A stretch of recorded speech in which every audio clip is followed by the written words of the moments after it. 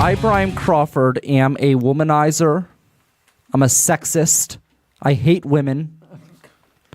Women are horrible. I learned this tonight simply because I didn't want to drive to Bloomfield before a show tonight that was supposed to be here at 6:30. I came a little bit late, but, I was doing what I could. I wanted to support a lot of local musicians, but, I hate local music. I hate artists. I hate everyone. I'm a hater, Michael. I'm a hater because I didn't want to drive to Bloomfield to see a show at a bookstore. No, I actually wanted to drive to Bloomfield. I just didn't want to drive to Bloomfield tonight. Okay. So, yeah. Go on. That's it, basically. So I was there, and I was at a bar in Lawrenceville, and I had to come here tonight at the show was supposed to start at 7 p.m. We're a little bit late today, but that's okay. We're making it work, right? Yeah, we are. And I was basically told that I was a hater because I didn't want to drive to Bloomfield before I came here at 7 p.m. because it would complicate things, and it did. It did complicate things, just as I imagined.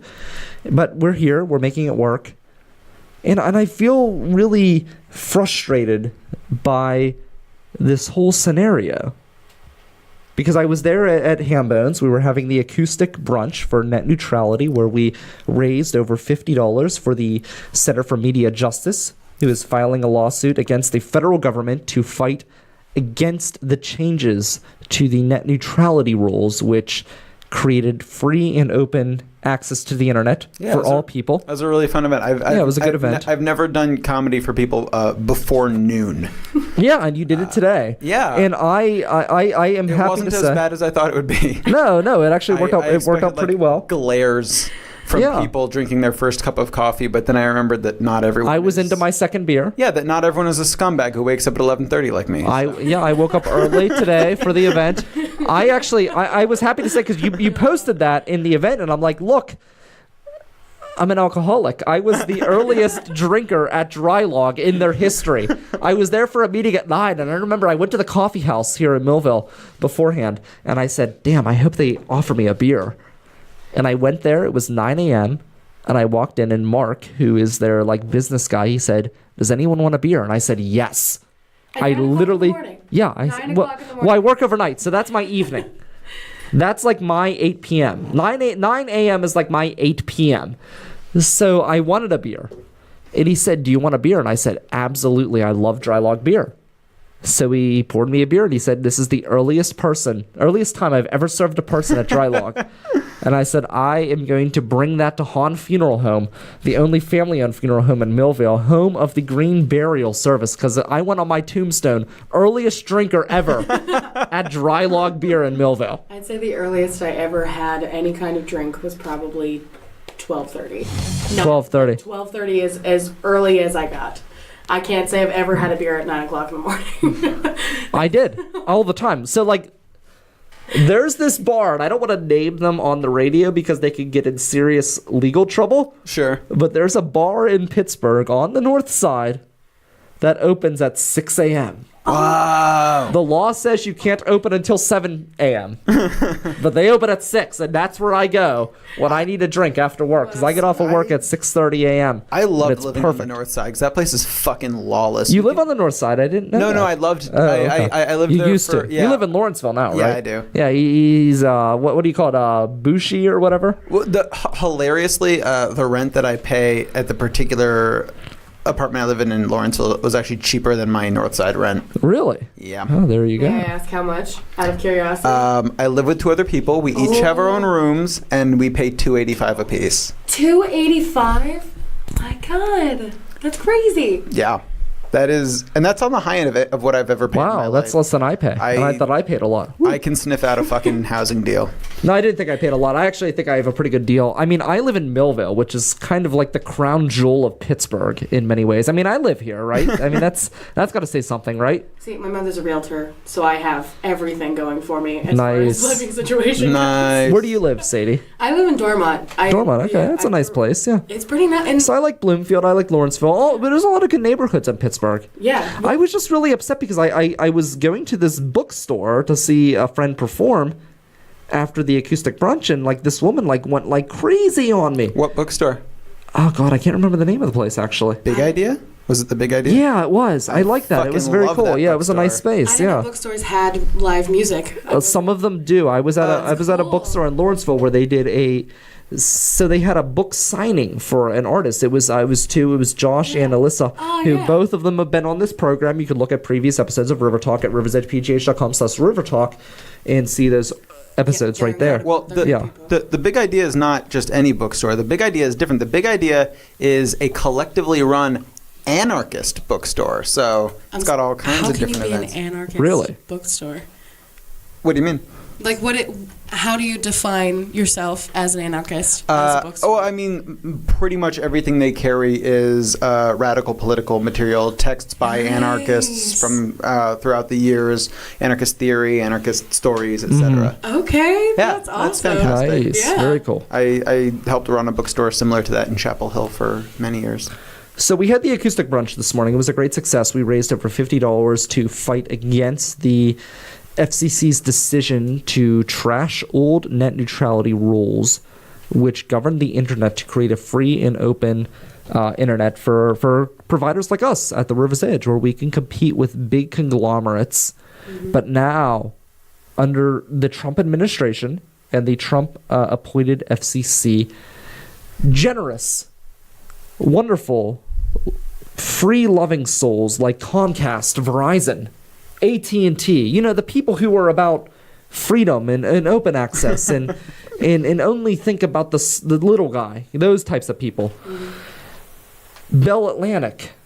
Do they still exist? Is Bell Atlantic still a thing? Fuck if I know. I don't know. Bell Atlantic, Verizon, Comcast.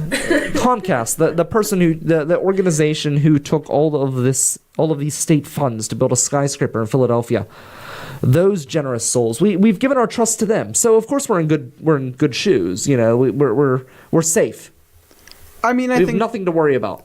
To me, this is what was going to happen to the internet the whole time. And I kind of tried to tell people that, and they were like, no, it's this big free speech, blah, blah, blah, blah. And I was like, yeah, maybe right now and for a little while, but that's not how technology works. Well, I don't know how much the common people know. Like the sheep that everyone always references. So I literally posted something in the Pittsburgh Podcasters group.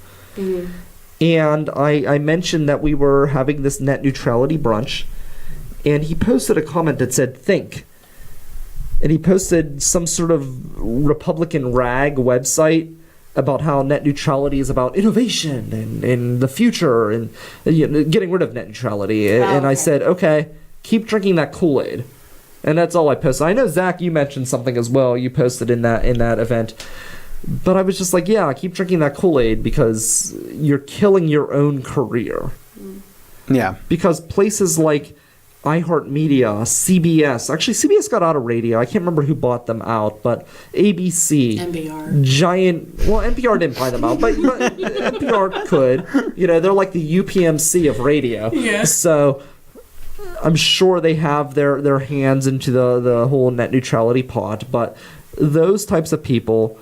And I like NPR. I know you're an NPR fan. Big NPR fan. I like NPR as well. I'm a bigger fan. I've started just listening to all their podcasts, though. I like BBC better, actually, though. I think BBC is much fairer. Yeah, well, I mean, BBC has a lot more funding. That's true. BBC is much farther to the left, and by that I mean BBC is basically centrist. I think they're more centrist than left. I would say that. One thing I really, really was impressed with the BBC is their China editor came out against them, and she was saying how she was underpaid compared to other men in the same profession. Yeah. And she resigned from her position to go back to her old position, and the BBC ran with that as one of their major stories. Yeah. And one of the major headlines was how BBC employees stand behind, I can't remember the woman's name, but they stood behind her in her accusations against the BBC of being paid unfairly. And I thought, wow, this is a news organization. Unlike the Post-Gazette, who refused to publish the union post op-ed against their racist editorial legitimizing Trump's claims that several African nations were shitholes on Martin Luther King Jr. Day. The Post-Gazette refused to address the issue and push out the opposite opinion. The BBC was like right there. As soon as it happened, they're like, okay, this is the opposite opinion. And they talked about the story, and that was it. And I thought that's a legitimate news organization. They can comment fairly on their own affairs instead of trying to hide, which is what the Post-Gazette did. I feel like NPR's problem is that they're operating within the U.S. I guess when I said BBC is to the left, BBC by American standards would be far to the left. Okay. Because everything in America is far to the right. Like the Democrats are a right of center party. Anywhere else in the fucking world. And so I guess I think NPR it has no teeth and no fangs because it's so afraid of losing various donors, whereas like the BBC has guaranteed funding, and so it can really do whatever it wants. NPR has been defunded so many times that it's always like on a fucking shoestring. But I think they do a pretty fair job. No, fair versus like investigative to me are two different things. Like I'm not saying that they have a political bias. I'm just saying they never dive into the hard stuff. Like it's no coincidence that they get a lot of funding from natural gas companies. We live in Pennsylvania and they never run stories on fracking on NPR. Well, they also don't know anything about the local area. You listen to WESA and they talk about a Penguin game and they say how it's up top the hill. Okay. Which I've never heard anybody in the... I've lived here in Western Pennsylvania for 31 years. I've never heard a single person say up top the hill. My point is simply... Except for Maria Scaboletto or whatever her name is on Morning Edition driving in to the River's Edge to play the River's Edge music. I think NPR has their hands in too many pots to have a good opinion. Yeah, no, I mean, that's the thing is they're dependent on private funding now that they got defunded by the federal government. And once you're dependent on private funding, you're basically done as far as being a news organization. When how hard is it to become a popular podcast is the other thing. Like they are known nationwide, worldwide. Yeah. But how many radio stations can you say that that's the case? Do you know what I mean?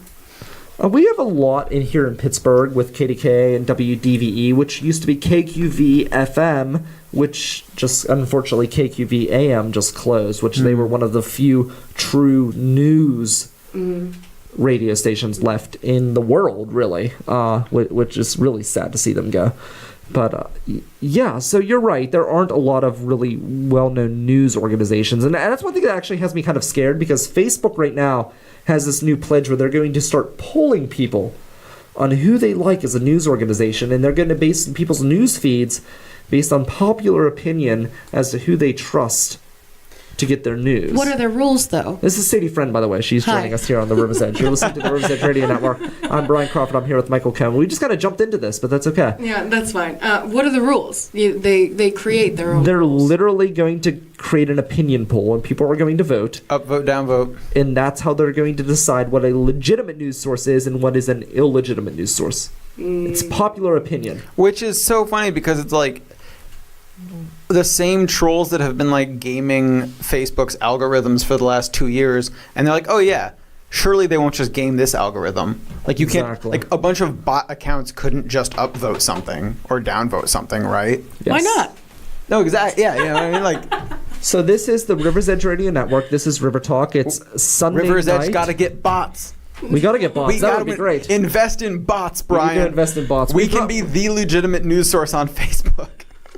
You never get anything but the hard facts. Next, you're going to start investing right in Bitcoin. Here on the River's Edge. If only. I am Brian Crawford. I'm here with Michael Cohen. We have Sadie Freund here as our guest. She's a great musician here in the local Pittsburgh area. Dogcoin is the new shit. I was literally promoting her tonight, or this morning. I just say tonight because I'm used to the morning being the night for me. So this morning I was promoting her as working at Hambones and being a Hambones employee that's coming out tonight. But she's not anymore. She's left Hambones. But she's here. She's still a musician. I was right on that front. Yes. And she's a great musician, and I was right on that front as well. I know that's opinion, but I think it's fact because I am Pittsburgh's moral compass, guiding you in a just and righteous route. And I think a righteous route would lead you to Sadie's music. I appreciate that. Thank you. I think that's a fair point to make. I want to talk a little bit about my entry to radio, because we had the Net Neutrality Brunch today where we raised over $50 for the Center for Media Justice. I'd like to raise more money, so if you're listening right now, you can go to the Center for Media Justice, their website, and you can donate there. and they are raising money to fight for net neutrality rights. So that way organizations like ours, the River's Edge, Pittsburgh's voice for local music, you're not going to get local music like this on WYEP. You won't. You're not going to get local music like this on WDVE, only for Friday morning and for 1 hour on Sunday. That's it. That's all the local music you'll get on WDVE. Hey, it's better than nothing, you gotta say. It's not much better than nothing, but It is 1 hour better than nothing. It's literally 1 hour better than nothing. Whereas you can listen to 24 hours worth of local original content at riversedgepgh.com, where we truly support local original music. Yes. So we had the Net Neutrality Brunch, and it got me thinking about my entry into radio Yeah. and how I was banned for life from WCAL. There's no doubt in my mind that you deserved that. I did not deserve to be banned from WCAL for life. I was innocent. I was a victim. Damn it! Everyone's a victim. I was a victim, and I will explain that to you now. So I remember putting a post out on the Pittsburgh Media Underground Facebook group, which was only for elite people in the media, people who were hot shots, big shots, people who you would aspire to be.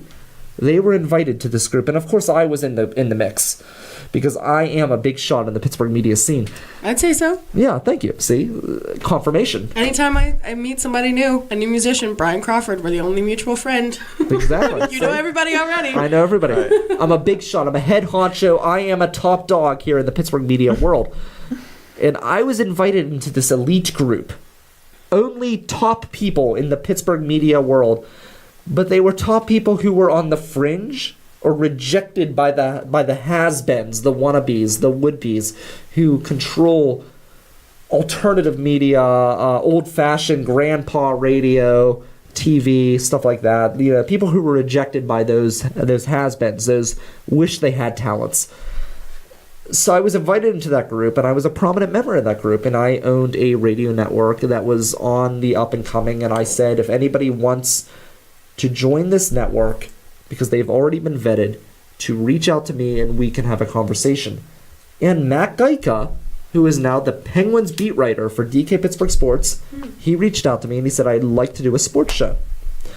And I said, really? Well, let's have a conversation. And when he got up to your hotel room, you were wearing an open bathrobe with your junk hanging out. And of course he couldn't refuse. Right. No, I was on the top floor of the penthouse because I'm Brian Crawford, damn it. No, Matt Geica, he's a great father. He has a good kid, wonderful wife. His wife actually will give us pointers. She'll listen in. She'll be like, you should do this, do that. Awesome person. He wanted to get involved. I said, sure. So we got things going. And when I had him in and I talked to him, he was using Blog Talk Radio, which is a horrible way to get involved in radio. I started with Blog Talk Radio. Basically, Blog Talk Radio, as a host, you call in on your own phone to Blog Talk Radio. The only good part about it is you have your own call-in number where people can call in and interact with you. There's a chat room. So it's like a conference call. Kind of, yes. But you're pretending to do talk primitive. radio. So I started off So using again, Blog another Talk Radio, and I remember I called in thinking I would get all of these callers. And that's how I was going to do my show. I was going to answer calls. I had a few topics. I was going to field calls. It was going to be great. I started off on Blog Talk Radio, and it was a disaster. No one called in. I'm like, fuck, I don't have anything prepared. What the hell am I going to do? So what'd you do? Just talk about yourself? So I had that's definitely an invigorating conversation. Who doesn't want to hear about me? Started webcamming, but it was the wrong forum, and now he's banned. Oh.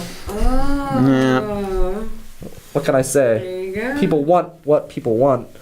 But what's this? Speaking of cam girly, you rip your shirt off right in the middle of the segue. Let's just say we turned the green screen off so people could see, see all of this. The T-shirt, right? Your The Jay T-shirt. Cooper My shirt. Jay Cooper, yeah. Coop Troop Comedy. You can hear him every first and third Saturday here on the River's Edge. Oh, gosh. So I started the Blog Talk Radio. It was a disaster, and I learned that you really need to have a full show prepared. You have to prepare for no one calling in, no one interaction, and no one interacting. You're here by yourself. And if you get the callers, if you get the Facebook information, that's great. But if you don't, You got to have something prepared. So then when I started WCAL, I was really prepared. I was overly prepared. I had every minute prepared. I had a spreadsheet, which I still do to this day, a spreadsheet lined out with what I want, and in this segment, that segment, everything's prepared. And I remember talking to the one woman who was the head of WCAL at the time, and I think she thought I was going to do a news show, like NPR style, like we were talking about. And I do love NPR, and I love BBC, and I love the news, and I want to add that element to the River's Edge, but that's not who I am. I'm an entertainer. How so? I would say. I like to entertain people with my content. I don't like to just read headlines. You know, I like to come in with my perspective. This show is not Brian reads the news. This show is Brian responds to the news, and it's an insight into my mind. And it started off that way down at Cal U, where I was the brain, which is my mug. I have a mug at Sidelines, because when you're an alcoholic, you get your own personal mug at Sidelines with your name on it. And I put the brain on my mug to reference my initial radio days as the brain, where I was named, and this is a true story, I was named the brain at birth because I'm smarter than all of you. That's But not conceited in any way. No, it's honest. I literally was named the brain, and then my name was changed to Brian in an attempt that I could fit in with modern society. So my name So is much Brian. for that. Yeah, a failed attempt, but an attempt nonetheless. But my name originally, honestly, like my name was originally Brain. That was my name to start. And then it was changed to Brian. That's the only... I want to know how you got banned. I want the juice. This isn't the juice. Okay, so Good stuff. Yeah. nowadays I can go out. I want that drama I crack. could do an acoustic brunch, a net neutrality brunch, where I can raise money for the Center for Media Justice, which you should do. I'm pointing at you right now, Center for Media Justice. Give them money so they can fight against net neutrality. Brian, And why are then- you banned? And then I can go, I'm getting to that, and then I can go to another performance, and then I can go to a library, and then I can come here, and then I can dish out a show with great content. But back then I couldn't, because it takes a lot to put together a talk radio show, especially when you're a novice, and it would take me about a week to come up with a show. And that's serious. I put a lot of time into coming up with a show. It would take about an entire week's worth of planning, and I would have every 5 minutes planned out exactly what I was going to say and exactly what I was going to do. And it wasn't because it was because at the time I didn't have the confidence I do now to just come in and roll out a show, because it takes a lot of effort to plan something like that. And I was sick all week. And the policy was that if you were sick or you had something else that you needed to do, you needed to reach out to an executive board member of the station and ask for permission to cancel your show. So I did that, and I got approval. So I said, great. And then the station manager, who didn't like me, decided that that wasn't acceptable. And she decided that they were going to suspend me, and she sent a lapdog after me to suspend me for not doing my show. And they said, well, you should have got a fill-in.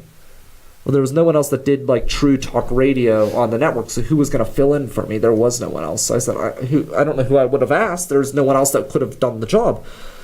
So they wanted to suspend me, and I said, well, if you're going to suspend me, I'm not going to come back the whole semester. I'll just come back next year. And they said, well, if you don't come back this semester, then you can't come back ever. And I said, well, fine, fuck you. I'll just do my own thing. And then I rolled out my own podcast, which turned into a radio network, and then we moved to Millville Studios. It burned down, and now we're Mr. Smalls, and we're at the center of the music community. So Okay, you realize the first 3/4 of that story was I missed a show. I told them I was going to miss it. They didn't listen. And then that last minute and a half. I ended up here at Okay. Mr. Smalls. Yeah. It was super dramatic. Yeah, so pleased. basically I'm this so entire satisfied network, with that drama this right entire network is a fuck you to someone who's literally flipping hamburgers at Gecko. Now, well, now. Hey, I know a lot of people who flip burgers. at there's Gecko, nothing wrong okay? with flipping burgers at Gecko, but when you've got this big chip on your shoulder and you're flipping burgers at Gecko, and I'm here at the center of the music scene, I'm just saying, You're in a good spot. I'm in a good spot. As That's all I'm opposed saying. to me, should- who you'd flips appreciate it. burgers at a much more reputable burger joint Exactly. that I won't, McDonald's. that I will not name, but they spell burger differently than. Oh, BRGR? I'm guessing? I don't know. The mystery. Just I was not saying the name. Yeah. all I'm saying is Zach, actually, who is our engineer here tonight, he was on that executive board. Was I at the time? You were at the time. I thought that was my year between. No, you wasn't. were on the executive board at the time. Oh. And he then became the station manager the next year, and my ban was rescinded. But he wanted to host an event. It was a metal festival, and he wanted the station to sponsor that event. And that same person refused to sponsor that event, but sponsored, which would have been like a few minutes from the university, and a lot of students from the university could have gone to it. Refused to sponsor that event, but they sponsored an event from a nationally touring act that was appearing in Pittsburgh that no one could get to because she didn't like the style of music that he was pushing. That's the type of person that I was dealing with. It doesn't matter. What I'm saying is I did that. I then left WCAL. I started my own podcast. It turned into a 24-hour radio network, and none of that would have been possible if I didn't have free and open access to the internet. Yes. Look at you go. Look at you go. And I'm somebody right now, I'm 31 years old. And 31 doesn't seem old, but I was told by somebody who's a stalwart in the business. And they said, if you don't make it by 30, you've got no chance. Well, I'm over.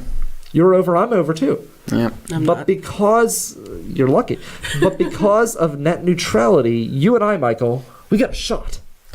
We have a shot thanks to open and free internet. Also, And- people on the USA #1, trail, if you want net neutrality, you can move to literally any other first world country on the fucking planet and have your net neutrality. My number one pick's Canada. I'm going to Canada. I'm thinking Spain or Italy. Well, Spain right now is not very free. You What hear is- what's going on in Catalonia, right? Yeah, I would love to move to Catalonia. That place has a rich anarchist history. Do they? Well, right now yeah. they are fighting for independence. The anarchist militias were on the front lines against the fascist Francos. Well, you know what happened in their last election, right? You don't know about this. I've been talking about this. The Spanish government. I know literally all about what's going on in they, Catalonia, They sent yes. in the military to quash a vote, and they were literally pulling people out by their hair and shooting rubber bullets at people I know. and tear gas to try to quash a vote. Here's the thing, and their whole argument was that the vote was illegal. Yeah. Right? So if the vote was illegal, why don't you just let people vote and then say it was illegal? Instead, they've got this image out there of police coming in and pulling people out by their hair, which has incited the rebellion even further. Yeah, I'm just saying for net neutrality, you can move to Spain. Net neutrality, better food, better healthcare, Yeah. better education, Better people. way better people. The problem with America, it's beautiful, but it's filled with fucking Americans, and that's the real issue. That's the issue. I don't know. I think that the thing is, and this is like where I really have a hard time reconciling my feelings with the FCC. So I've said this before, and I'll say it again. I feel like our censorship is very childish, but it's not frightening. Like in Europe, they have very frightening censorship laws. Like, for example, in Germany, I'm anti-Nazi, but I don't feel like you shouldn't be allowed to talk about it. And in Germany, you're not. Like, they censor what you're allowed to talk about. They censor thought. Where we have a very Puritan style of censorship where you're not allowed to say certain words. And it's like in Scrubs, Elliot Reed talks about the vajayjay because, she's afraid to say vagina. Well, would you want 5-year-olds running around saying the F word? Yeah, I'd rather have that than them being coddled to death. I mean, I think it's a fine line. Like, I grew up thinking that the S word was shut up, and now, I mean, I think you could teach fine somebody. in society. I think you wasn't coddled. I think you could teach somebody that you shouldn't say shit, and still let them know what shit is. I would rather. Like I know a lot of I parents. think our that are censorship saying- laws are very childish. Like, really, is someone's life going to be ruined because I call them an ass? No, but I know a lot of parents that are saying like, "Oh, that's an adult word." Okay, but that's know? the parent's responsibility. That is not the responsibility of the government to tell you what you can and cannot say. That's your parent's responsibility. Sure. I remember as a child going to several R-rated movies, but I was not allowed to go to several PG-13 rated movies because my parents thought that those PG-13 movies were not appropriate for me to view, but they thought some of these R-rated movies were okay. That's my parents' decision. That's not the government's decision. And that's where I go down to the individual right. I think it's your parents' right to decide. I don't think the government needs to decide what you can and cannot hear. But I do... So I think our style of censorship is very childish. Where you've got, like, for example, I can go in and I can say, Michael, if I was on FM radio, 101.1 River Talk here on the River's Edge Radio Network, 101.1 FM, the home for local music in Pittsburgh. I'm Brian Crawford here with Michael Cohen, home of the Ass Hats. I could say Ass Hats on FM radio and I wouldn't get in trouble. But if I called Michael Cohen an asshole, all of a sudden I'm talking about a certain part of his body which is too hardcore for the young ears to hear. That to me is pretty childish. But you also have parents who don't parent. And that's not that's not my responsibility as a host. It's not my responsibility to go in and parent your children. No, but as a whole, it would make society just a little better. It doesn't make society better because running now around calling each other assholes. I don't think it makes any society better. No, no. Some people are assholes, and they should be called out for being an asshole. How is a 6-year-old or a 7-year-old going to decipher whether or not someone's an asshole? Maybe a 6-year-old shouldn't be listening to River Talk on the River's Edge Radio Network. You would be amazed at what a 6-year-old can find. I'm not amazed by what a 6-year-old can find, but what I'm saying is, that's the parent's responsibility. My issue is always who decides, right? Like, I can agree with most liberals that various things should be more restricted. My issue is a fundamental trust in the government where I'm like, oh yeah, definitely way less people should be allowed to own guns. Do I want the government deciding who those people are? Probably not. The government tends to lean pretty far to the right even when there's Democrats in office, and traditionally we see communities of resistance getting demilitarized, right? When it comes to certain things that you shouldn't be able to say. The reason that I support beating Nazis in the street is because I don't want the government interfering with my free speech. I would rather a bunch of civilians do a little time in prison or wind up on some long probation than go down the slippery slope of having the government tell us. And that's exactly where I stand. I think, we as a society can decide what we think is okay and what is not okay. I don't think we need the government to come in and dictate our morals for us. That's the whole point of the government, though. We the people are supposed to have say. I believe in a limited government. I don't believe in a nanny state, which is what you're jumping into. No, that is a nanny state. Whenever you're saying the government decides morals and dictates what you can and cannot say, that's a nanny state. I'm not saying that. But that's what that is. That's what it leads to. Well, don't put words in our mouth. Yeah, exactly. No, I'm solely playing devil's advocate, and I do believe in some kind of censorship. But I don't think that. We know you don't, Brian. We've established that. Let her talk. I don't think that it's okay for like a man's nipple to be on TV and a woman's nipple not to be. Yeah, women's nipple should be allowed to be on TV. I agree. So I agree with that. And I'm saying that sure, if it's a PG-13 movie and your parents make the decision, you can see an R-rated movie, not a PG-13 movie. Fine. But a PG-13 is a rating. It's not a law. So for example, you can bring somebody who's under 13. Your parents have the option, right? And I agree. But that's a guideline. So I'm okay with guidelines. I'm okay with that kind of thing. I'm not okay with going out and saying that you can't watch something because we, the government, we big brother, have decided that you too young of eyes to see. That's where I stand. So, I like the rating system. I don't like where the government comes in and tells you what you can and cannot hear. Like on the radio, they literally tell you what you can and cannot say on traditional FM, AM broadcasts. I don't agree with that. And we could talk about this until we're blue in the face. But I do especially because Brian will keep repeating himself in the middle of everyone else's sentences. But I do think that that our censorship, as juvenile as it is still better than what they have in Europe, where they censor ideas. And I think that's even more frightening, where you can censor what someone says based on their ideals. There are people who are actually banned in Britain based on their ideals, and I think that you as a society can decide that you don't agree with what someone has to say, but to actually ban them from saying it, to me, is a frightening concept. It is. It is. And that's the whole concept of Big Brother. Yeah. And that's why that novel is so scary, because... But that already exists in so many other places. Yes. Yeah. Yeah, Europe's funny because the thing is in the U.S. censorship always seems to favor the right, whereas in the U.S. censorship in the EU censorship tends to favor the left. So it is fascinating because I would Yeah, I mean, in the U.S., I would be a lot more against censorship because traditionally, it's been used.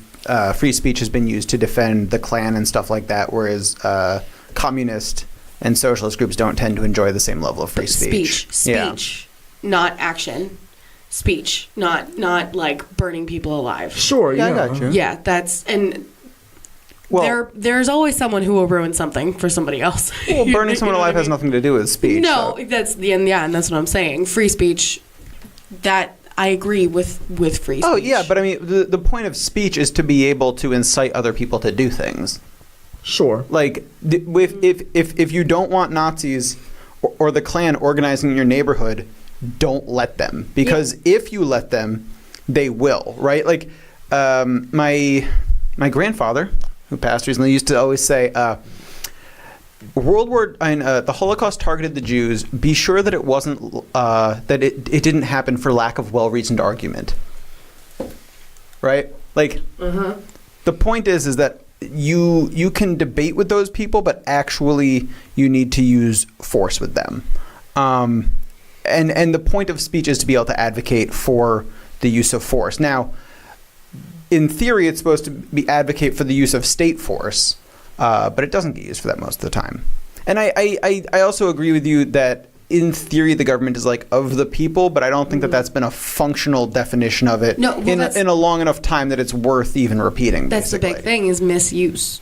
Misuse is huge, and miscommunication, and I feel like those two things are a bigger issue than most. Yeah, I'm not optimistic to think that the government will ever be used a different way than it's being used now, but well, we will see. Let's roll into the weird news. I'm going to start with Michael's story because, unfortunately, the stories I have are taking some time to upload. So we're going to roll into his. But let's cue that music. We have not one, not two, but three weird stories to keep the Mall Monster at bay. I think we are succeeding. I think we succeeded last week, Michael, in keeping the Mon Monster at bay. It's been a beautiful week. Sun's been out. A beautiful week. We haven't had much flooding. We haven't had people suffocating in the depths of the bathtub here in Pittsburgh, I've been so that's good. Walking around in the sun, postering for my show coming up on Saturday, Laugh Riot, the only punk rock comedy show in Pittsburgh. There you go. Where's that at? Shameless plug. Shameless plug. It's going to be at Roboto Project Saturday night at 8. There you go. Got Jesse Irvin, who's contributed to The Hard Times. Gab Benesso, voted Pittsburgh's #1 comic. Like the Hard Times blog? Yes. Okay. Yeah. Very cool. The punk rock onion, if you will. Nice. All right, so. Well, let's cue that music. Cue the fucking music. Oh.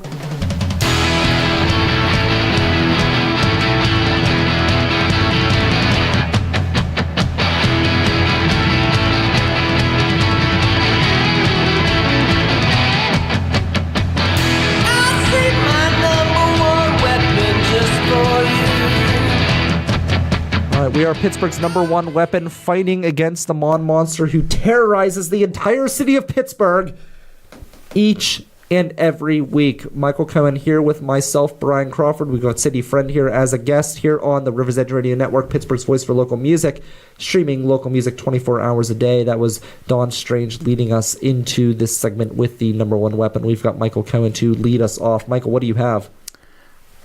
Brian, have you ever wandered around in virtual reality? Apparently, have you ever been to VR chat? Not VR chat, but I've done virtual reality before. In like a networked sort of way where you interact with other individuals? No, not like that. You can do that? You can now. What about you? Have you? Not personally. No. Just watched lots of memes. Okay. I'm going to sound old here then. Apparently, there's a place called VR Chat where people can meet in virtual reality. They're like chat rooms, just like we had a decade or two ago. But you are people in them. And you interact with people. And this week, a bunch of people watched a black and red robot that represented an actual human being have a seizure in real time and could do nothing about it. Could they call the authorities to let people know? They don't know where it's the internet. So you don't immediately know where this person is from. You don't know. And all these people watched. There has to be some kind of tracking. They're trying to talk to him, but he's having a fucking seizure, just writhing on the ground. One bystander said, there was nothing we could do, Rogue said in his video. We didn't even know what part of the planet this person lived on. All we could do was just observe. Wow. Right? It's fucking dark. All right, what you got, Brian? All right, so I have a couple stories here. One is about a man who created the ultimate snowman. Now, were you weren't here in the blizzard of 92, were you? Where did you live in 92? 92, I was living up in Connecticut. Okay, so you probably had a blizzard up there. We had all the blizzards up You had there, all yes. the blizzards. I was -3. You were -3. Where did you live at There the you go. time, Sadie? I wasn't even conceived Her yet. dad's Okay, fucking so she was- testicles. God, I feel like fucking old. I feel old now. Zach, were you alive in 92? I think I was just born about a God damn month it. before. Okay, so I'm These fucking young old. kids, We're man. old. Yeah, man. We're fucking Yeah, old. I was- So 92, there I was was a 9 big, years there was a old. big blizzard. You're 9 not? years old. How old was I? I was 86, 7, 8, 9, 10, 1, 2. I was 6 years old, so I Yeah. was old enough to remember things. And we built. I remember we actually built an igloo.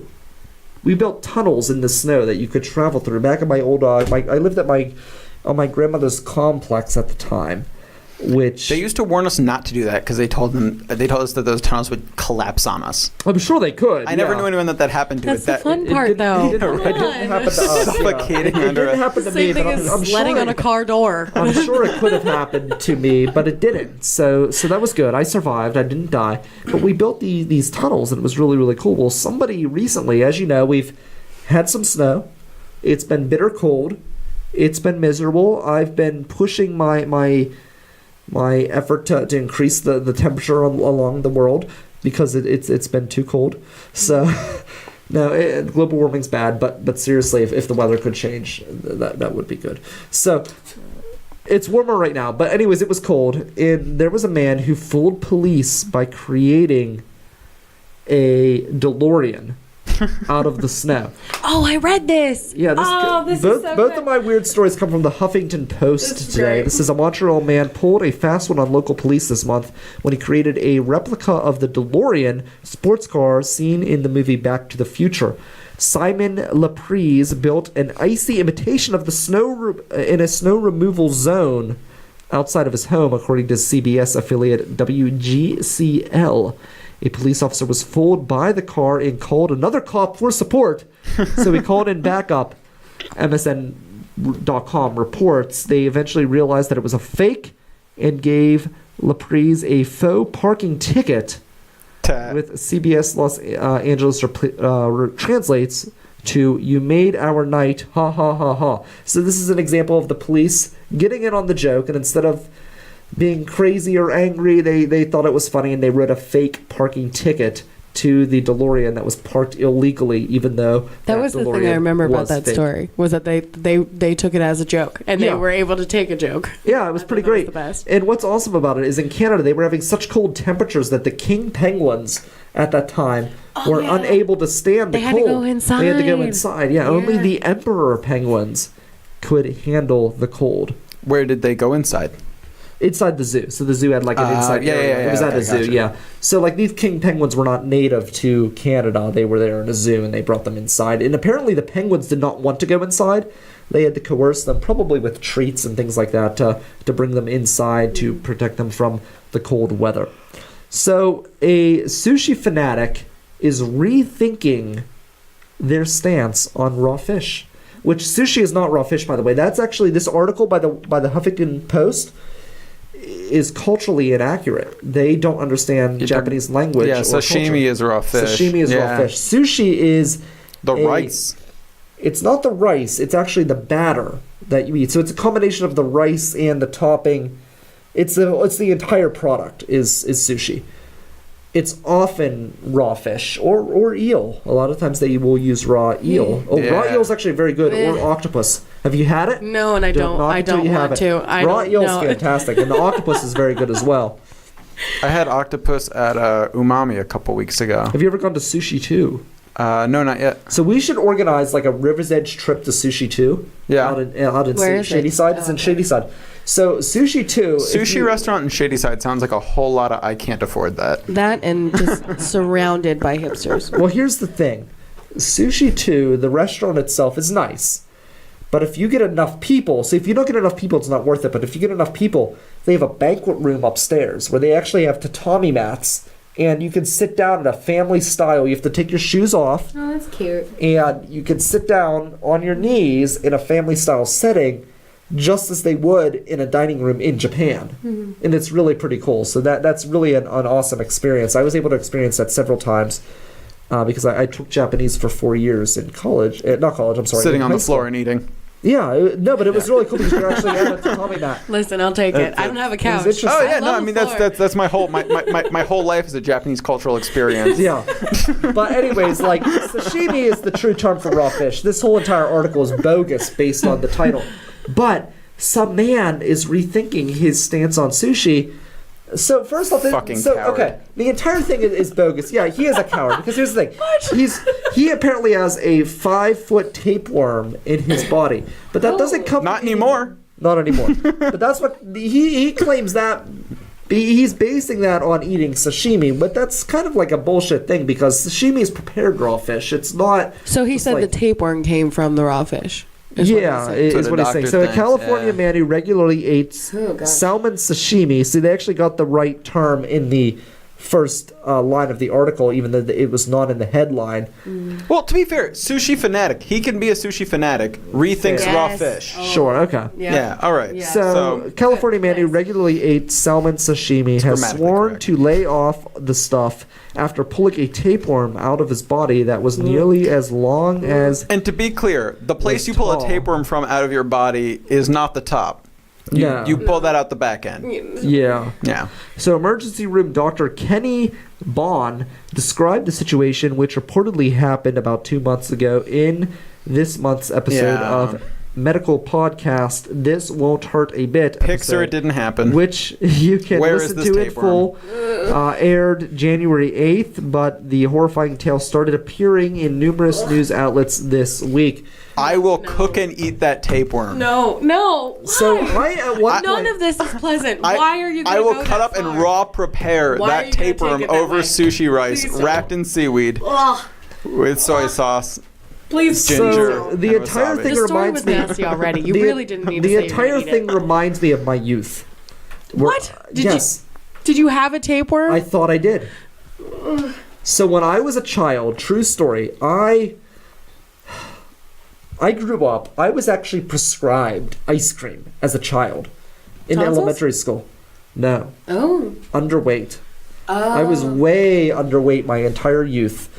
So much so that my doctor actually prescribed me ice cream. And I was supposed to eat ice cream every day at school. And I didn't like ice cream.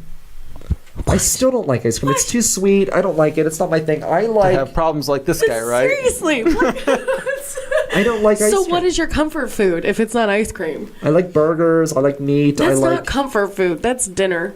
Beer I is like his comfort. dinner. food. Beer is his comfort food. I like. I don't know. Is beer food? Beer's the only thing that's actually To gained him me it weight. is. So Pittsburgh bread. I was severely underweight. Like literally, as a child, you could see Oh god. every bone in my rib cage. I didn't hit 50 pounds until I was in middle school. It was such a momentous occasion that my parents held a 50-pound party Oh. and invited all of these people. And people brought me like large candy bars to celebrate Your me very reaching. existence was triggering to Holocaust survivors. Yeah, me reaching 50 Really? pounds was a giant event. And apparently when I was a child, my doctor was actually going to call child services on my parents because he didn't think that they were feeding me. Because I Did you was so just not underweight. I know I ate all the time. Really? Your metabolism is that high? It's that high. That's why they thought he had a tapeworm. No, I thought I had a tapeworm. Oh. I was in school one day. They weren't that dumb. They were- They weren't that dumb. No. But they wanted to call child No, services no. on me. I'm really coming for you today. I'm sorry. They wanted to You call. know I love you, They right? I wanted just like to, it's in him and not They towards wanted him. to call child services on me, and my parents are like, "What do you want us to do?" There was actually a rule in my house that I could only eat one strip of bacon before everybody got a piece. Not because there wasn't enough bacon, but because I would eat 2 pounds of bacon before anyone else had a chance to sit down. Oh my god. Because I would just eat and eat. We would have Christmas dinner, and I would have 4 plates and eat 4 like giant platefuls of food I can't even get through a half of a plate. before everybody got through a half of a plate. And then I still weighed, like, I only weigh 140 some pounds. Brian, now. I feel really bad for you. I'm so sorry for your situation. Yes, the tiniest violin in the world is playing you a very sad song. No, I'm not right asking now. for sympathy. Because you can't gain weight. I'm not asking for sympathy. I'm not asking for sympathy. What I'm saying is when I was in, I think, high school, we learned about the tapeworm. It was I think it was high school. It was either high school or middle school where I learned about the tapeworm and I thought, holy shit, this is my problem. I have this worm living inside of my body. That's like when you get a cold. I have cancer.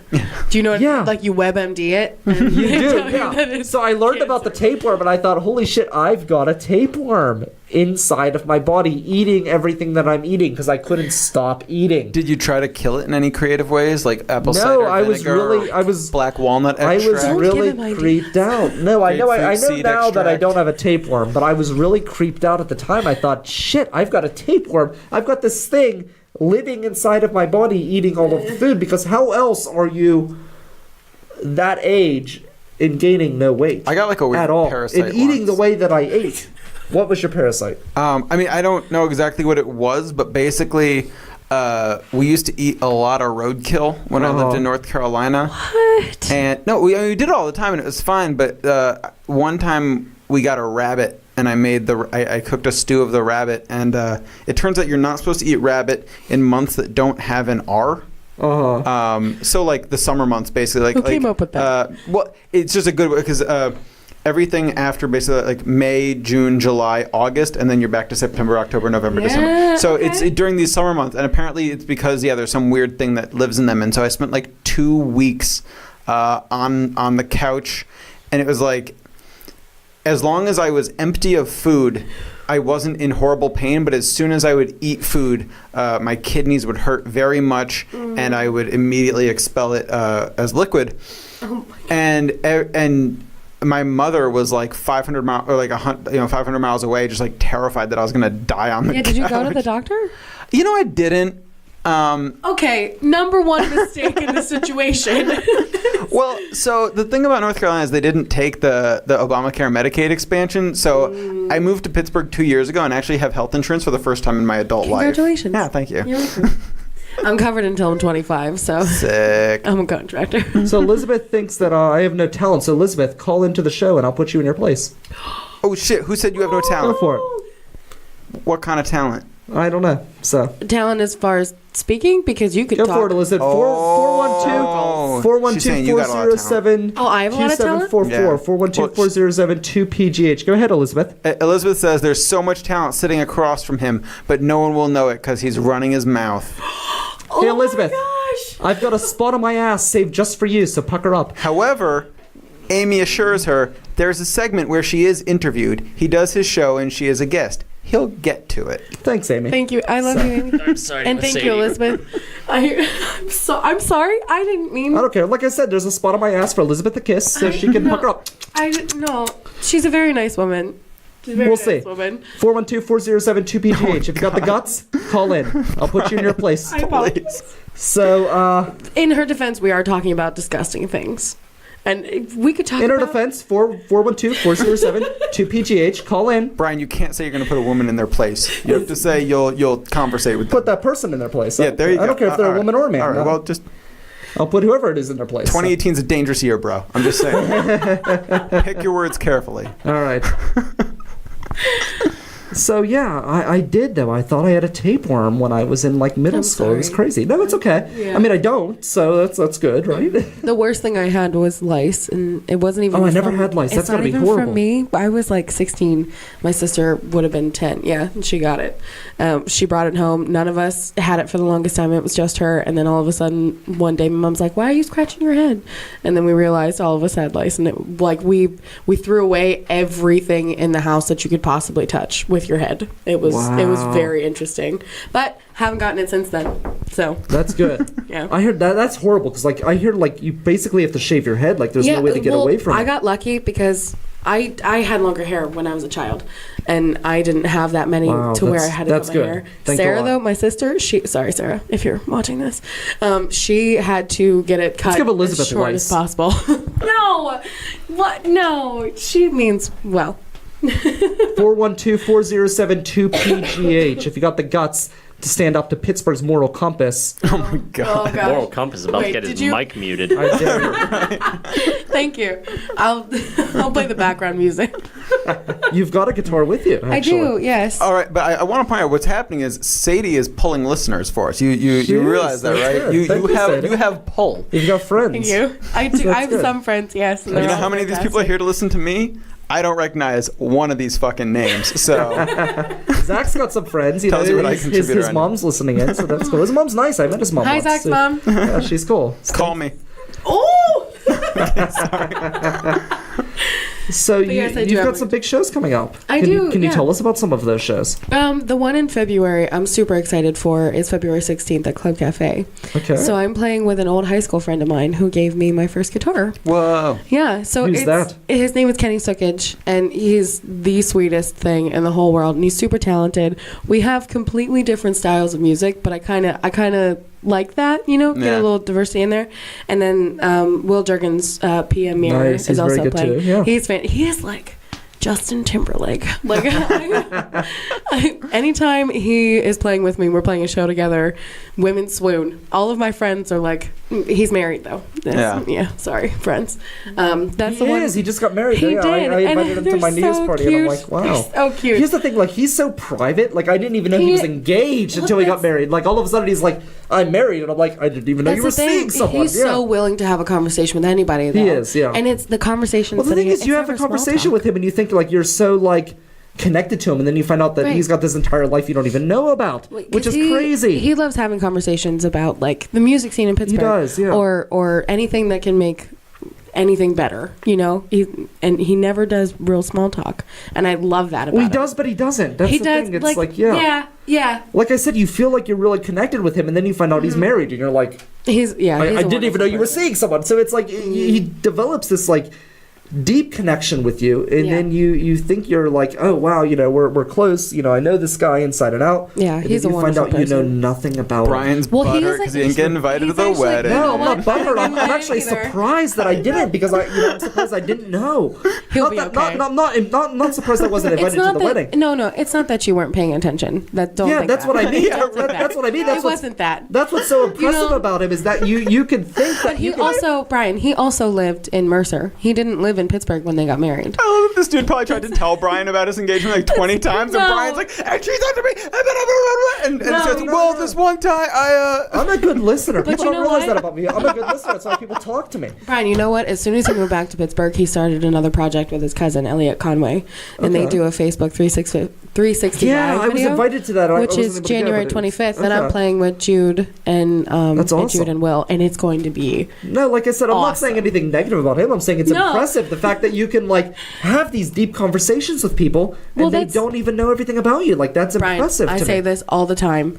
We, as musicians, we share the deepest parts of Yeah. ourselves and deepest situation with ourselves. We don't even know what we do for a day job. Yeah. We don't know if we have siblings or what our family situation's like because we already have this Exactly. intimate experience. And with that's each what I'm other. saying. That's impressive to me. Like there are probably things about you I don't know. Yeah, there are probably a lot. But I feel like I know you pretty well. You know what I mean? Like to me, that's Maybe. impressive. Like Yeah. that's not a negative about you or me. To me, that's just something impressive that you can feel this connection with somebody and have this relationship with somebody. And there's still so many things that you don't know. Like I'm an open book. Like most people know And so am I. everything yeah. about me. But That's to the me, beauty of music, honestly. Yeah. Like it's fantastic that you can share so much in so little time. I Yeah. keep my cards pretty close to my chest. I can see that. I just like there's nothing about me that's hidden. Like I just told people that I thought I was afraid I had a tapeworm for like years of my life Right. on air. Like that's something that's out there. People know that. Like to me it's crazy that there are people who you can have these conversations in relationships with for years and there are things about them you don't know. Right. No, That to me is stunning. life, man. Yeah. Are we here? No. But yeah, so that one's on Thursday with Will and Jude is a force. Jude is a force to Jude be is reckoned great, with. yeah. Fantastic. And we've been rehearsing at his house. We're going to play a whole set together, a whole 6 songs for the 3 of us, and it's just going to be great. And then the one, like I said, February 16th is Club Cafe, and then March 29th is Mr. Small's Funhouse, right here. Nice, right across the courtyard from us. And that'll be Sweaty Already String Band, which I don't remember who came up with that name, but they are so wonderful and too good for this world because that's the best band name you could ever come up with because it's accurate. And then Luke Sadecki from West Virginia, and then the Lone Pines, who's Josh Chamberlain, Tony, and I can never remember their guitar That names. band, they played at the Millville Music Festival last year, and Which band They're is this so again? much fun. the Lone Pines, they were so yeah, good, they're but great. I was so stuck. Has anyone here seen Airheads? No. No. There's this I've movie. seen Air Bud. No, there's the this dog. movie from the 90s with Brendan Fraser and Adam Sandler, and they take over a radio. They take a radio. This is before YouTube and all this, so they have to take a radio station hostage to get their demo tape played on the air. Wow. And their band name is the Lone Rangers. Oh, It's the Lone I was Rangers, gonna but the say. DJ's like, the Lone Rangers? And they're like, yeah. And he's like, isn't that, like, wouldn't it be a Lone Ranger? And like, we don't understand what you're talking about. It's like, well, lone suggests that there's one of you, whereas then you plural. And I was so exactly. stuck on that. No, Like, I got up on stage and I was like, and now the Lone Pines. But they actually got into a huge argument with another band that's very the Lone Pines and something. So they're gonna change it. They just haven't yet. Which is, I have their sticker on the back of my phone. Oh, it's gonna be So obsolete soon. I know, Yeah. and I'm waiting for Josh to text me. He's There are like, 3 "Hey." pines there. They're not. There are those because there are 3 of them. And he's Wait, at WPTS, that's not Lone. which was my second That's not station. Lone. So Yeah. I've been on 3. I understand because I have half of an English degree. I understand your issue. Okay, Lone is singular, Pines is plural. I'm sorry. It's okay.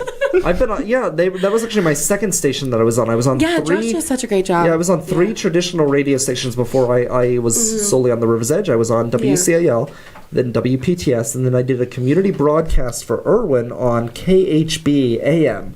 And that was a huge pain in the ass because I recorded it at home on GarageBand and I sent it in to them. Oh, gosh. And it was better than anything that they were getting because anything that they were getting from these community broadcasts were literally like a voice recorder that was stuck on a table and a bunch of people just randomly talking about something. And I wrote songs like the North Irwin Bridge is falling, and, all closed up. North Irwin Bridge is all closed up, and I can't remember how it went, but it was basically about like this bridge that went over a train track that was closed up.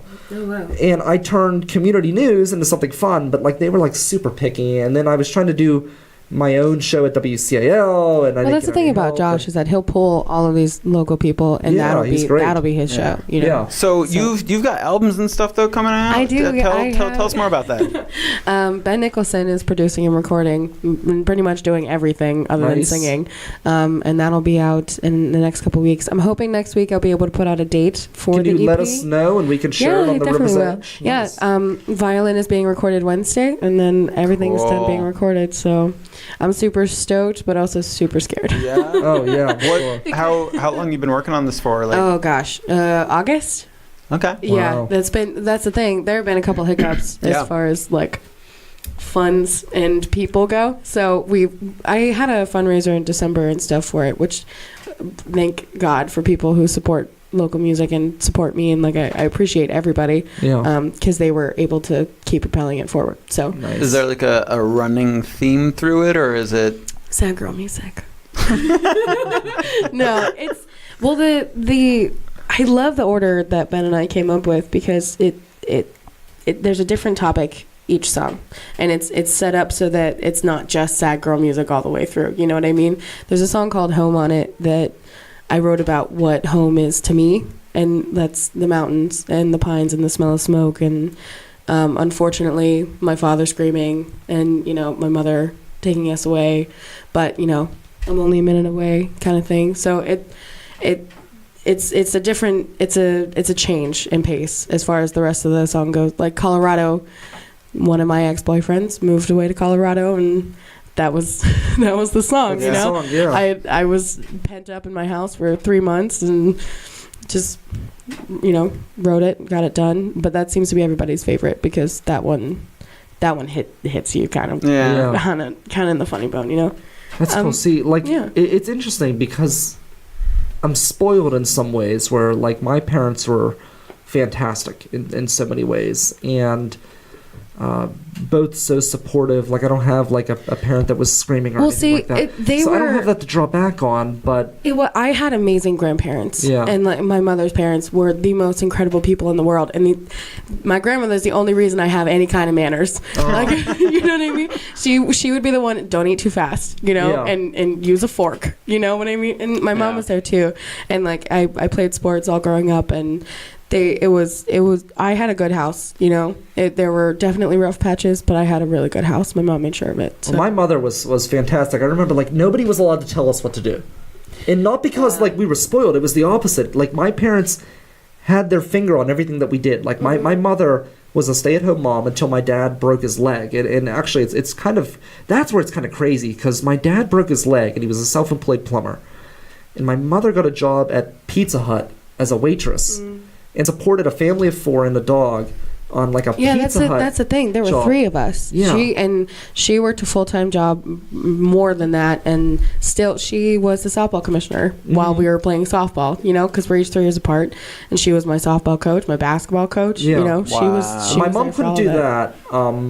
My dad was very involved, Yeah. and my mom got very involved too once she got in a better position. But she was at Pizza Hut, and then we used to go and visit her at Pizza Hut, and then she was able to get into the post office, and that's why she's still there now. She's been there for about probably 20-some years now at the post office. But she started supporting the entire family working at Pizza Hut, and but she was just one of those people. She was very supportive of everything we did. Yeah, and she has my mother's always supported everything. Well, my mom, when she was growing up, like, she lived throughout 3 different families because her mother died when she was born.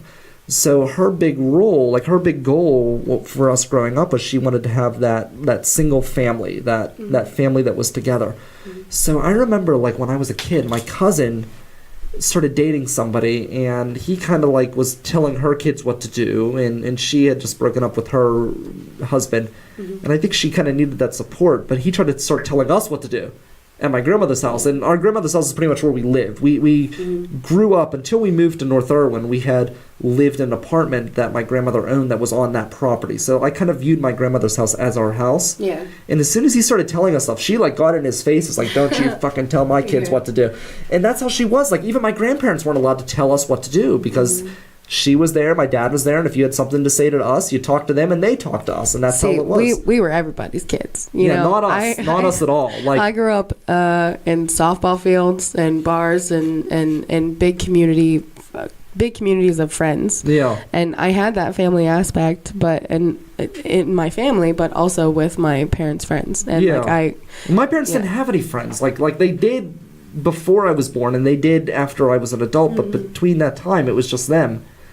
So I think it's both are good situations. You know, you have that support. But, like, my God, if somebody tried to tell us what to do and they weren't and they didn't talk to my mom first, she would rip them apart. Like, she was vicious. She was a viper. See, my mother is the sweetest woman. My mother is too. Beyond, I don't think she could yell at us. I don't think she has it in her to yell at us, which is probably why I do kind of whatever I want. Yeah.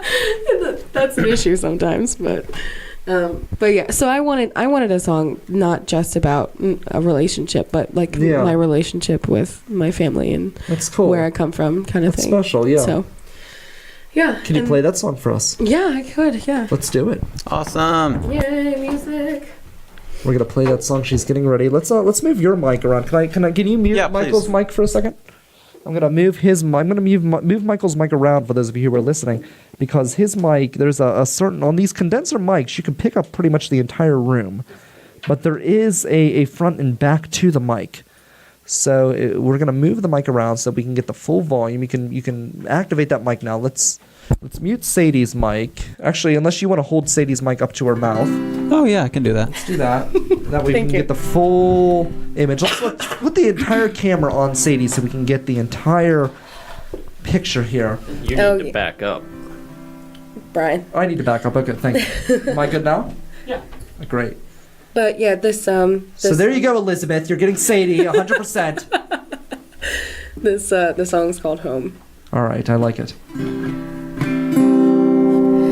Now I'm playing for the mountains, not for money or smoke. I wish you would come, make me laugh, tell a joke about when you were young, when your brother was scared for when you'd get older and have no plans. Funny how we know anything goes, even when we're older. We still have ghosts in the closet on the street, but she said no. So will you marry me? We're in the kitchen when Daddy screamed. He screamed for Mama and whiskey neat. I can't picture the house or the living room. I can see Mama's face when we left for good. Now I can see the mountains, I can smell the pines with a hint of smoke, and love in my family's eyes means I'm closer to you. I'm a minute from home, I could never refuse.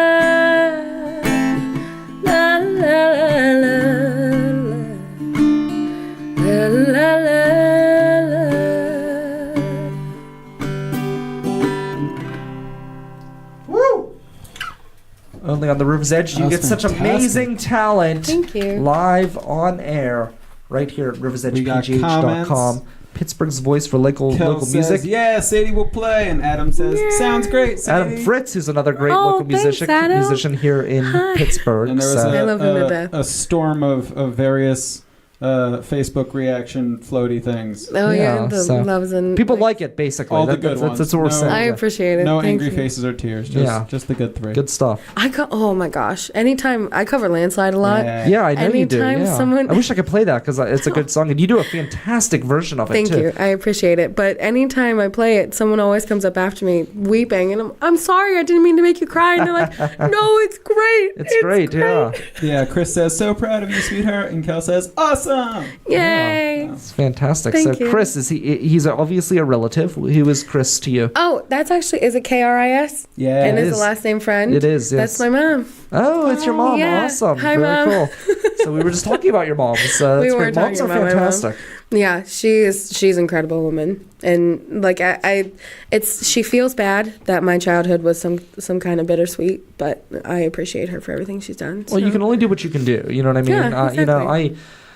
It's kind of like my parents. They weren't able to afford for, like I know all these friends who their parents paid for them to go to school. Yeah. And that was a big thing. Like I grew up in Norwin, where it's kind of like, it's lower middle class to like middle, like to upper middle class. Yeah. It's within that range. No, I you don't have a lot of understand. like super rich. Yeah. You don't have poor people either. I mean, you have some poor people, but it's you're mostly in the middle class, but you're within that spectrum. And we were definitely on the lower middle class spectrum, where Well- my parents could provide my needs, Yeah. but they weren't able to pay for me to go to school. And I remember going to school, I was kind of like screwed over in a way because they look at your parents' income when you're going to school. And I was in that bracket where my parents were rich enough at the time where I got no aid at all. But my parents didn't have that money going into me going to school. So they had no money saved up to help pay. And I don't blame them at all. No, and I understand that because I went to Upper St. Clair High School. Yeah. If you, So there's like a me the perception. side eye right there. Yeah, there's this perception that you're rich automatically because you went. I have no idea what that means. Oh, I okay. do, and there's a perception that you're automatically rich because you went there. Yeah, And I did not come exactly. No, sorry, the So- side eye happens automatically. Oh, it's Yeah. No, I went to Chartiers Valley. I was giving the sir, eye. Yeah. sir. So I know what you mean, but it's like my parents did everything they could, and I fight with Wells Fargo, those bastards who, by the way, were just cited again. The bastards at Wells Fargo, they now were double charging people on their automatic payments. One of these days, we'll hang the last banker with the entrails of the last stock trader. Those people from Wells Fargo, man, they are bastards. They define everything that's wrong with mega corporations and evil banks. You know what? I'm gonna write a song about Wells You Fargo. should. Oh my God, they're horrible. No more activists. No, we want something against Wells Fargo. Let's just say only I'm not gonna lie. an organization as evil I as don't know if Wells I'm capable Fargo. of that. I don't know Only if I- I don't only know an if I'm evil capable of as that. scrupulous and horrible as Wells Fargo could fund the Flyers Arena in Philadelphia. If you wrote activist music, it'd be lovely. The problem is like when musicians make political music, it sounds good. The problem is when activists decide that they're going to make music, it sounds terrible. Yeah. Oh, okay. The worst is activist rap. Oh, Rappers have to become activists. Activists cannot become rappers. It is a really It's good always a bad rapper. idea. Bixby. It's the Samsung automated Oh my voice. God. It's really good at rapping, believe it or not. do you want to know the best song I ever wrote for Yes. something? I wrote a prom song to ask my best friend out to prom. Her name was Kaylin Wood. Her boyfriend dumped her the night before prom, and she thought that he was asking her to prom. So I wrote a PROM song, and I had all of my friends. I painted these signs with a P is for the prettiest girl in the world, R is for how rad you are, and then Can you sing? Can you ask me to prom? Tonight, like, right now? Can you do it? That has been a while. I don't know if I remember the song, but Okay. That's pretty cool. I had people come up and hold up the signs and stuff while I was saying the letters. It was fun. But that was awesome. the only time that I could specifically write about something. Like if something happens to me, I have to sit on it for a second. Yeah. You know what I mean? And then I'll write maybe a song about it. But That's pretty cool. yeah, I can rarely ever just pick a topic or pick somebody and write a song about them. Can you write a song about me? I can try. All right, I'd be interested. Like that would be like I feel like that would be a horrible song. I don't know. I could I could try for sure. Yeah, That would be interesting. Yeah, it would. I wonder what it would sound like. Like I'm crazy. You're in a not way. crazy. I'm not crazy. You don't think so? You're a kind enough person. Well, thank you. I think I'm a nice person. I'm just deranged. Doesn't mean I'm horrible or mean. Well, actually, You have to be kind of crazy to do talk radio. You have I to wouldn't be. know. Yeah, you have to because like I wouldn't know. I'm how not. egotistical are you to like think that you could start your own show and that people give a damn about what you think? I would say pretty egotistical. Yeah, right. That's what I'm saying. Yeah. Like I literally started this thinking like I have something to say and I'm important enough that people need to hear it. That's pretty much the premise of this entire I would show. say it makes you very opinionated for sure. Sure, I would agree with that. Yes. And I've coined myself the most creative person in radio. Okay. I think that's accurate. Okay. A lot of people in talk radio. I mean, whatever helps you sleep at night. I Well, they really feel- don't. they feel- I have no opinion. Well, most people in talk radio literally sit there and feed. They filter through calls. That's literally their show.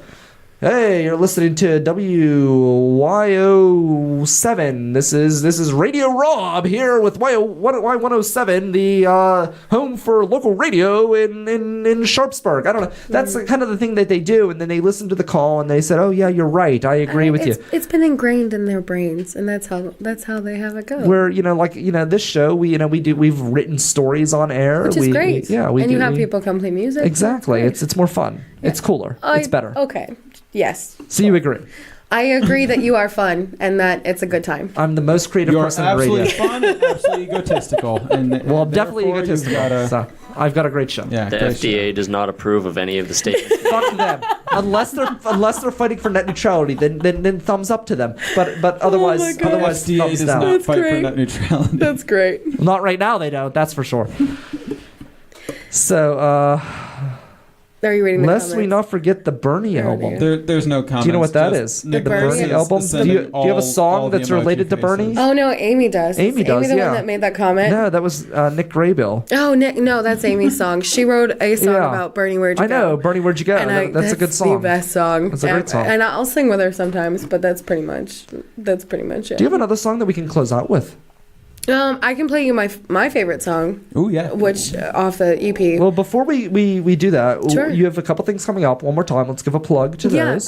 January 25th, Facebook Live. You can be in your pajamas. There's a link. Nice. That's my kind of show. On my Facebook, on my Facebook page. That'll be Jude, Will, and I. And then February 16th is called Cafe.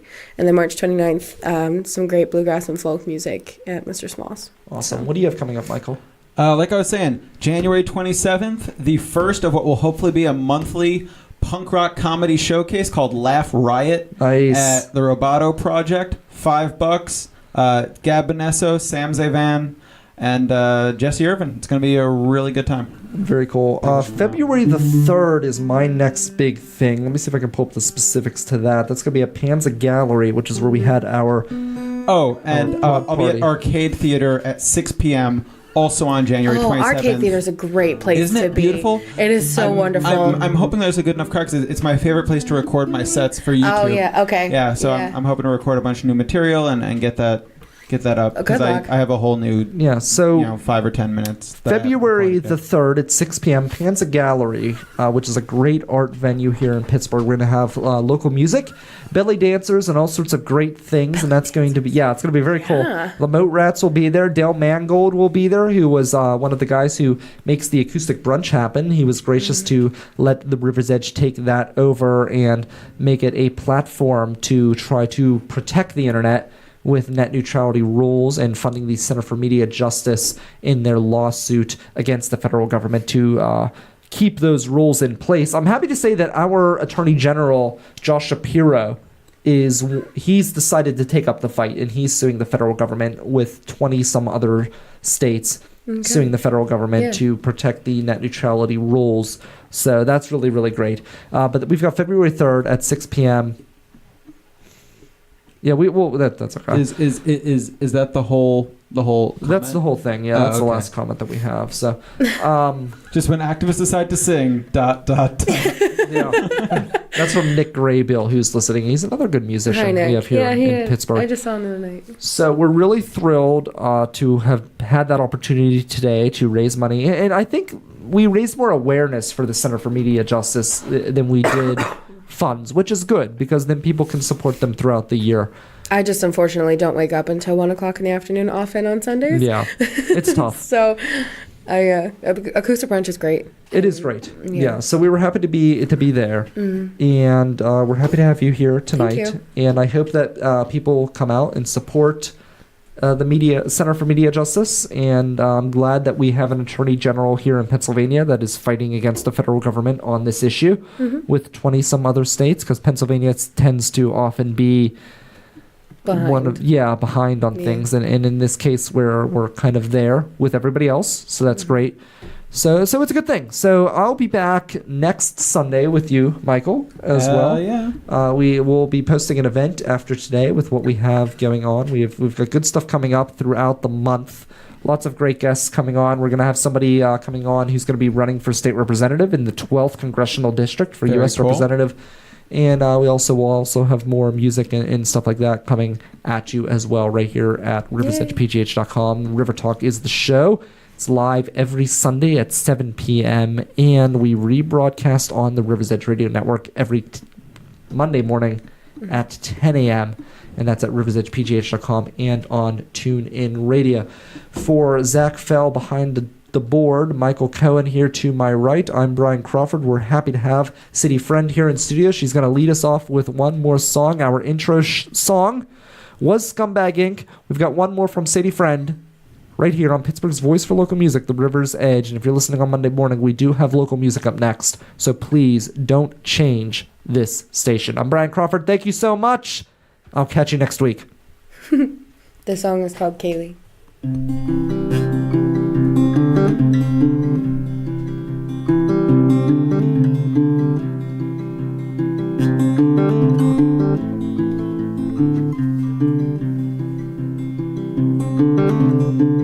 Headed east on 43, trying my best not to go 90. I'm headed for you, couldn't come too soon. Yeah, I'm lost without you.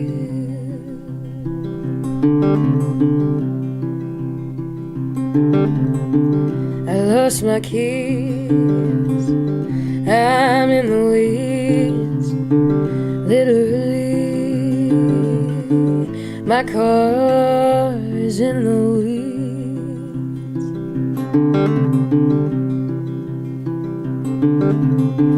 Wish I could call you, come pick me up. You don't know what to do. I'm stuck and lost without you.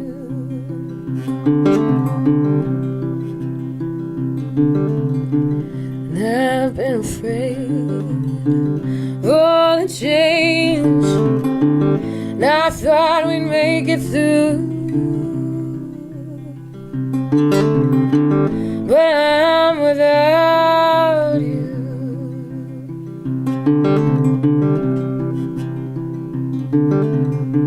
My coffee's burned, my head hurts.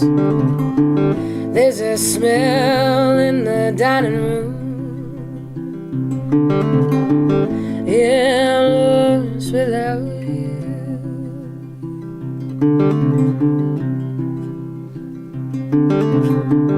It makes sense, those tales of happiness, so made to love anew. When I'm around you,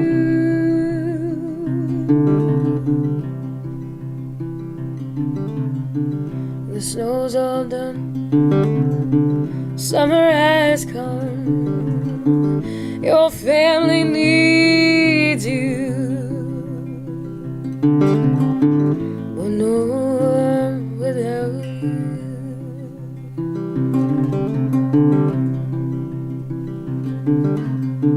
My bed's cold and I'm alone.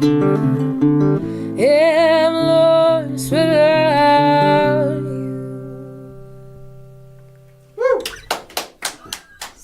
Here on City Friend here on River Talk on the River's Edge Radio Network. I'll see you next week. Thanks for tuning in.